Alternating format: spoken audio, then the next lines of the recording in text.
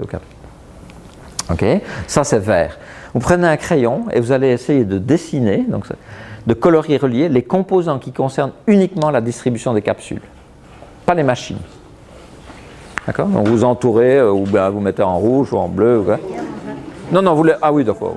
Ouais. Donc vous juste faire un peu, raconter l'histoire dans votre schéma de juste ce qui est rattaché à l'activité capsule.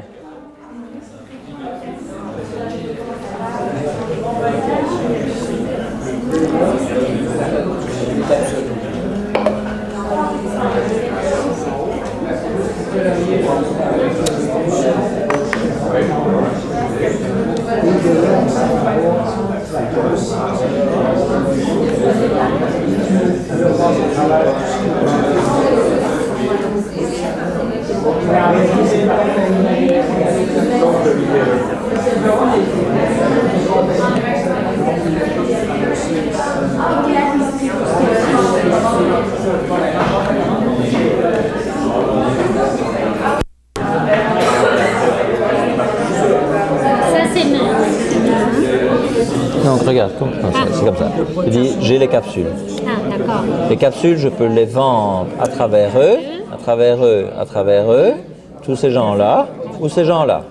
Et ces gens-là me ramènent que cet argent-là. Okay. D'accord? Et ça c'est exclu. On ne peut pas vendre des capsules là-bas. D'accord? C'est ça. Oui, ça c'est pas un bon canal.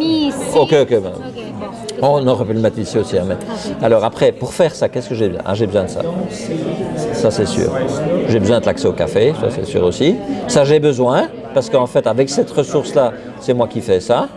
Par contre, ça j'ai pas besoin. Ça j'ai besoin.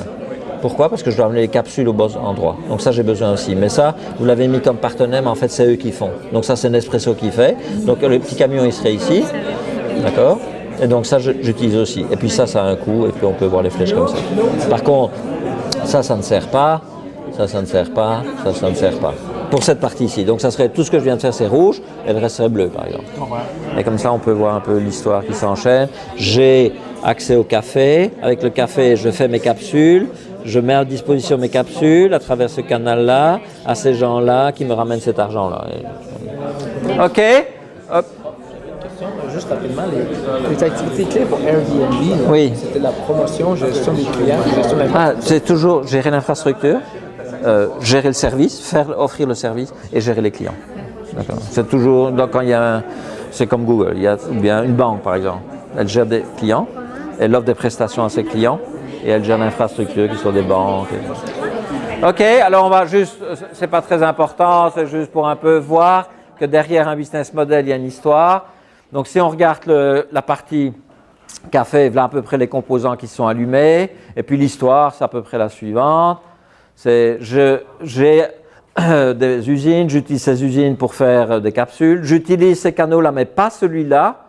Et c'est volontaire, c'est que je veux garder la maîtrise sous le café parce que c'est là que je fais l'argent. Eux font un service que je n'aime pas beaucoup, c'est de vendre des machines, sauf avec les nouveaux magasins. Puis je ramène de l'argent et puis ça a un coût. Et si vous étiez intéressé à l'inverse, à terre aux machines, ben vous auriez à peu près le reste qui serait vert. C'est eux font les machines, ces machines sont offertes à travers eux et en partie à travers eux, ramènent cet argent-là et cet argent-là va essentiellement aux distributeurs, aux fabricants. Et moi, bien sûr, je fais une marge dessus. Oui. Ça, c'est l'histoire. Mais initialement, là, c'est le client là, qui est important dans tout ça. C'est le client. Parce que moi, le café, la distribution du café, je peux aller à mon épicerie du coin. Oui, non.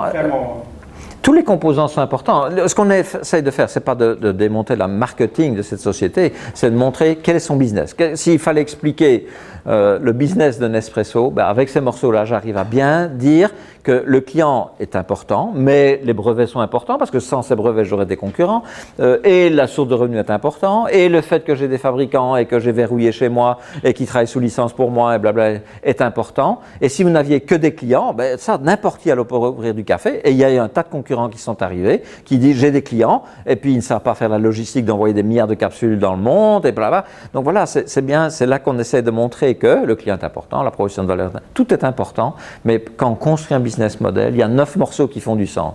Alors il y en a qui font plus de sens que d'autres, c'est le client, c'est ce que j'offre, c'est la façon de faire de revenus, celui-là est un peu moins important, mais dans cas, ça fait une grosse différence entre un opérateur télécom qui permet de téléphoner à l'étranger et Skype qui fait la même chose. La structure de coût, le reste, ils font la même chose, mais la structure de coût est vraiment très, très différente. Il y en a une qui est rattachée aux infrastructures télécommunications, l'autre, il n'en a pas, Skype n'en a pas. Et donc, ces coûts sont rattachés à du logiciel, développement logiciel. Donc, la structure de coût de Skype ressemble plus à celle de Microsoft ou d'Oracle que de Dell, Bell ou Rogers ici.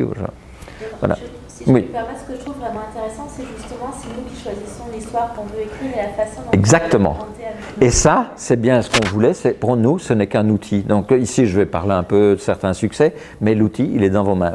Un marteau, vous êtes génial, vous faites un magnifique meuble, et vous êtes un peu débutant, vous cassez vos carreaux, vos murs, etc. Et à la limite, vous l'utilisez pour taper sur votre voisin, ça va aussi, mais c'est pas le bon usage. Mais donc, c'est la preuve qu'il y a moyen de détourner l'outil pour faire d'autres choses aussi.